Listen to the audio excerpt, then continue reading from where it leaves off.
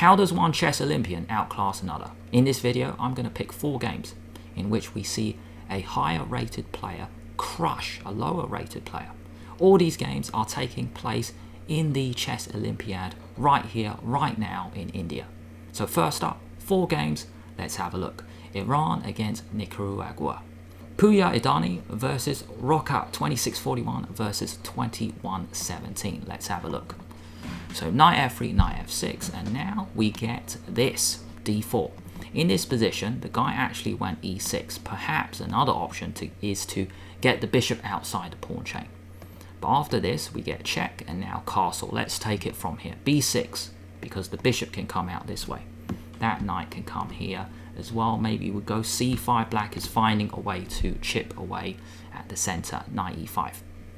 And the amazing thing here is black plays a very natural move, knight d7. But it loses already, and it's move 8. You can't go this way because you just drop this. So going back a couple moves here, white now crashes through in style, which is kind of ridiculous. Take, and if you take back, which is what happened in the game, we're going to blow open this diagonal. Take, take, take, and that rook is already lost. It is move 11. The 2640 is already showing higher level preparation. Understanding the tactics in these kind of position, if we go back 3 moves, black had 3 pawns. And 3 moves later, 1, 2, 3, those pawns have disappeared, and also that rook is dropping. Just want to go back to this point. There was one way out. Here, take, and then take maybe. No, it still falls for the same thing. And if we go back a couple moves, take, take, you might be thinking take first, because if take, then take. But white has this absolutely brilliant move. You take on c6. If the bishop takes, just saving it, the queens come off, and now we're in. What a beautiful long sequence. Beginning with c takes d5. Now back to the game, white actually crashed through on this diagonal. The guy moved the queen out the way. No, better was bishop here, because after take, you can take, and it's a lot closer. 2 bishops against 2 knights. Black is probably going to get that pawn back. Knight d7 gets it back. Bishop moves here. The game goes on. White is winning. You got an extra pawn, but the game goes on. However, if we go back 5 moves or so to this point, the guy blundered, queen out, take the rook, hit the queen, and now take. Have you ever seen anything like this? Where the bishop took, the bishop came here, took. I have never ever seen 2 bishops on the opponent's starting squares. Hit the rook, doesn't matter. Rook b3 first, hit the queen, and now take. What a flashy tactic. Doesn't even need to go back. That's winning as well, because white is up so much. Here, you hit the queen, and then you take. If you take, bishop here is going to pick up a rook, and then that's going to drop. So going back 2 moves, here, take, rook d4. Wow, what's that? Crazy, isn't it? After this, I mean, this rook is hanging. Centralized rook. Please remember, white is up 2 bishops. It's quite funny, isn't it? White has 2 bishops on the back, and black has 1. Take, take, take, and now one more move. You can just move the bishop, but a really cool, flashy finish. Queen here, game over. The guy is a bishop down. It's just going to come back, probably here, actually. You can't take because that is a classic back rank mate. What a crush. Absolute crush. Next game. Let's see the difference in class this time. We have Melawi against Georgia. 1964 versus 2549. About a 600 FIDE difference. So what's the difference in class? Well, let's have a look. We have a sort of Sicilian coming up. Now we have a Sicilian. e4, c5. Both sides have a healthy pawn structure in the center. So now what? Well, let's get our pieces out. Classic way to play. White is playing the King's Indian attack. Black has a Sicilian setup. Rook b8. This game interests me because when I've had this kind of position, perhaps my understanding is at a much lower level than the Georgian player here, Gelashvili. I would play a move like this because I just wanted maybe to get that bishop out, because then I would rotate the knight back. This bishop is open. When I rotate, then that square's under control. Slowly move, get some play. But it turns out the Georgian GM just blocked with, turns out the guy just went rook b8 first, and then getting the center, knight d7. d4 is possible? No, it isn't. Take. Black actually had it under control 3 different ways. So that's why we moved the knight back, so then the bishop controls the square. b5 or b6, I think both are good, then the bishop comes out. But b5 is better. Why? Because typical counterplay. You get this massive pawn chain. It's not really the point. The point is you're going to attack the structure, which is exactly what black does. We're going to take, and then the queen comes out as well. Queen and bishop attack c3. You drop it back. Now queen a3. Black is really getting in at the squares. Very quick queenside counterplay by black. Bishop a6. Hit this. Every single piece is in the attack. Brilliant bishop here. That is good. Knight and pawn control the center. B file. The rook controls the b file. Knight e5. And now f4. Blunder. One option was just a normal move like knight e3, keep the tension, and then black can keep playing. Maybe bishop here, e6, move the rook, game goes on. However, cool moment, blunder alert, f4, and black strikes in style. Brilliant move here, and I wasn't sure why it worked. Crash through. Now, in the game, yeah, we're going to see the tactic anyway after knight takes d3, because the game is very similar to the variation I was going to show. The rooks come off, and now take. Now, this is the brilliant moment. Attacking the knight through a tactic knight d4. If take, then check, and then take. We actually get our piece back. Let's show that. Check, king moves, and then bam. Hit, queen, hit, rook.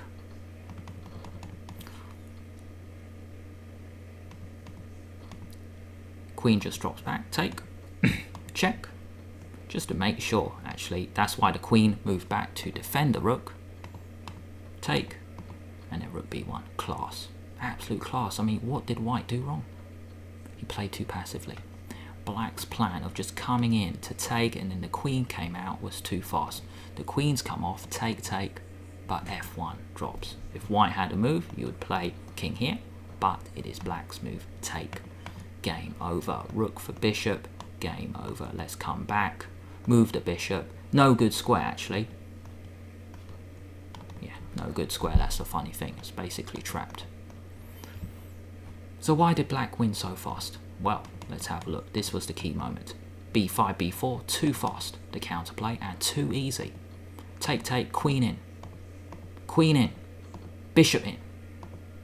Knight in. And now, classic sacrifice. Not classic, I mean a really cool sacrifice. I don't think I've seen this before, but knight takes, and then we saw the rest. Absolute crush. Very pleased to find this game because it just shows that in this kind of position, I can play it in a different way, rather than trade the bishops off. Next game. Next one.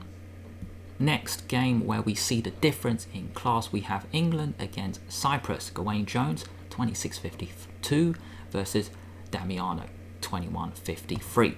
The Englishman opens up with the English opening, and now we get e4. 1, 2, 3. 3 moves, you control the d5 square, but so does black. 1, 2. d5 might be a way to strike. You can strike now, you can go knight f6, but bishop b4 play to attack the knight. You don't actually want to go d5. I was wondering about this when I saw this, and it probably is because you give up the bishop for the knight. It's not good. Take, queen here. Bishop is coming out. Queen attacks the pawn. When the bishop comes out, the queen retreats and castle. It's just too fast, the development. What a brilliant piece. This pawn, well, it's not weakness because you've got this gorgeous bishop in the game. So going back a few moves, don't think black can strike in the center. I'll It was just something I was wondering. Bishop b4, you attack the knight. Queen c2, defend. So if take, you can actually take this. There's no time for this because take. Or, if you want, you could just take probably this way. If here, you might go here or d3, something like this. c5, blunder. Move 5. Already, the 2153 blunders because this bishop is now trapped. Knight b5. Chess is tough. a3 basically traps it. The more important point is you're going to come in on d6. d5 played. By the way, if you go d6, you have this funny move, queen d3. How awkward is that? And if king here, e5, just blowing open the position. And if d5, knight in, crushing. And if you take, everything comes off. Take, take, knight comes in, take. And the knight comes in as well. So take, take here. If you move, the knight will actually win the rook. If you defend, or a3, this piece is offside. Let's just check that. If knight here, knight in. Okay, we're coming in for both that one, and then we're coming in. And there's no good way to stop it. Let's just double check. Take, take, I just want to understand. Ah, we're just going g3, I see. Fascinating. There's no good way to stop that diagonal. Let's go back a couple moves here. So d5 played and now e5. You still go for that square. a3, kick the bishop away. And now Gawain just takes and plays a really cool tactical move. We want to get in here with a fork. This bishop is offside, so we punish that with b4. By the way, it is move 10, and Gawain is just punishing this guy like he doesn't know anything. That's the difference in class sometimes between a 2600 and a 2100. Those exact ratings don't matter. I mean, someone difference in class by 500 rating points. Take, check, and we pick up the rook. You can grab the rook, but the guy just plays knight c6 because the knight's trapped anyway. Bishop out. Now bishop b5 pressure here. We're ready to castle. Bishop in the game. We can take here. The rook can come in. Total crush, and it's move 14. I mean, Gawain is just making it look like the guy knows nothing.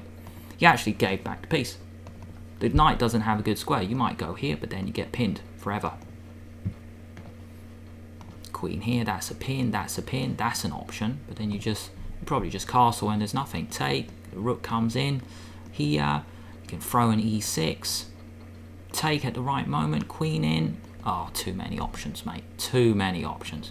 He just makes it look so easy. So bishop here, take, take, take. Bishop a6, class move, not even playing rook takes, which I would have played without thinking. Bishop a6, going for mate. Queen here covers the square. Rook c1, class move, not even wasting time taking, because if you take, then that will be mate. Here, check, here, mate. So let's play that out. Check, king moves, mate. Check, here, only move. So let's go back a few moves. Absolute really cool way to just crush. Rook c1, class move from Gawain. Check, even forcing off the queens really. If you take, you actually take with the rook, and then that's mate very soon, and then check, game over. Right, he's just down way too much.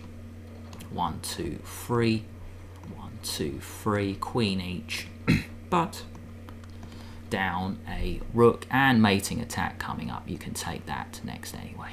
So absolute crush. Now we have the final game. India versus Zimbabwe. Vidit versus Rodwell. Now, why do I want to go through this game? It's because it's a King's Indian, and I just want to show the difference in class. Vidit crushed him, and it's very interesting to watch. Just punishing the King's Indian like it's absolutely nothing. So we get this situation. Black is putting pressure in the center. Push. Now we get this, the bayonet attack, one of the critical ways to play against it. Now after a5, this used to be the popular way to play, because it looks like you get c5 in. But take, now I think this is a cool move. Rook e8, and if a5, c5, that's a cool way to liquidate the pressure. I've played this as black before. You take me, I take you. So it's a very long line. Vidit, of course he knows this. I mean, if I know it, Vidit knows it. So if we go back a few moves, after a5, Vidit is now playing this move. don't think I've seen it before. You just take, it looks a bit weird. You get the rook in the game and now a4. So what's the point? Or maybe this here and then this. Is it too fast? Knight d2, rotate the knight, and now knight b3, putting pressure. Now take, now f5. f3, classic way to defend the center. The reason it's given a dubious symbol is because white had this absolutely brilliant move, which I couldn't believe at the time, c5. Absolutely crazy. If you take, then it's check, you win the knight. So going back 2 moves, if you take with the rook, it's trapped. It's absolutely trapped. I've never seen an idea like this. You play this, you occupy the square the rook used to be on. You're going to play bishop here, the rook is trapped all of a sudden. Maybe Vidit saw this and thought, I don't want to go for this against a much lower rated player, just in case it gives him chances.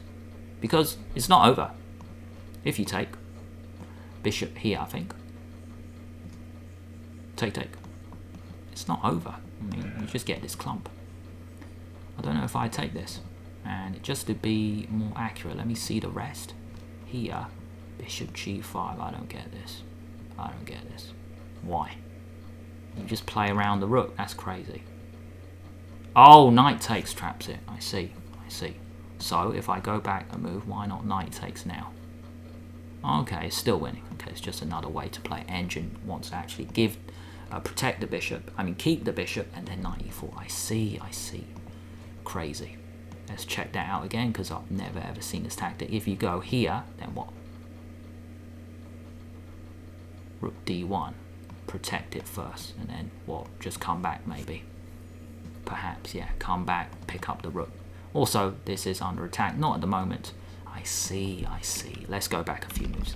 Back to reality. Vidit didn't see this pawn sack. Oh, let's go back here. Okay, we'll take it from here. f3, normal move. And now let's go for this. Bishop a3. 1, 2. So fast. This is why, it's one reason you don't play the King's Indian at the highest level, is because white is so fast on the queen side. c5. You have to en passant.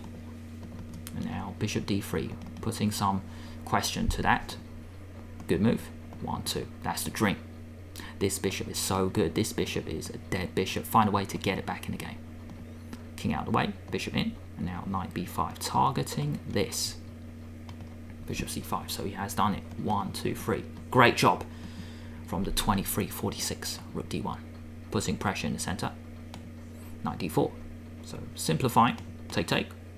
Now bishop drops the bishop back. Why? Because maybe this. Maybe you want to put pressure here. Take, and now the bishop comes back. Capturing looks okay. Does it look okay? Well, now this bishop is a perfect bishop right in the center. When I say perfect bishop, it means no pawn can attack it. So I don't think that capture was great. Queen e8. Oh. Second time I've done that. Pretend that didn't happen. Let's go back here.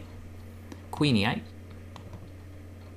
In order to attack this, white is attacking this, but that's dropping. Can come back. Looks like a few pawns might drop. Bishop b2. Queen takes. a4. Queen d3. Check. Actually check and then check. It's game over. So black did nothing. Let's say just move it back. Well, do that one. Check, and then mate. It's too dangerous. So going back a few moves, you can't allow that. So black had to. Black dropped the queen back. Rook e1. Always useful to have a discovery. Take. Check. Offer a trade. But no, don't trade. There was a pawn here, and I think black took that one, but now white takes this one. Interesting. Engine actually suggests this, putting pressure this way instead. Just want to check out. See, I don't know what's wrong with rook there. Queen back to b4. Just keep the pressure, and then maybe that drops. Just keep the pressure. One more move, and you can't defend that. What if rook here? Bishop in. I see. Lots of pressure here. That's dangerous. If you go back and the game goes on, white is much better here. No knockout blow at the moment, but white's pieces are all on better squares. That's why the engine gives +2. Going back a few moves. Vidit cashes in. Take. Now rook c5 and bishop d3. Okay, let's see the rest. White has 4 pawns. Black has 3. But now what? How are we going to convert this? Offer a trade, take. Now rook b6, rook c7.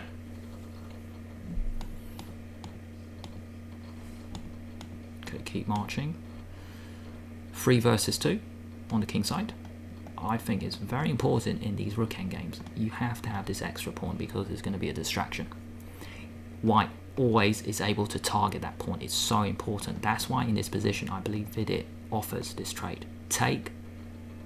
Oh no, sorry, you can't take. You can't take. It's pinned. But if you could take, then there's still these outside pawns. Let's pretend I saw that.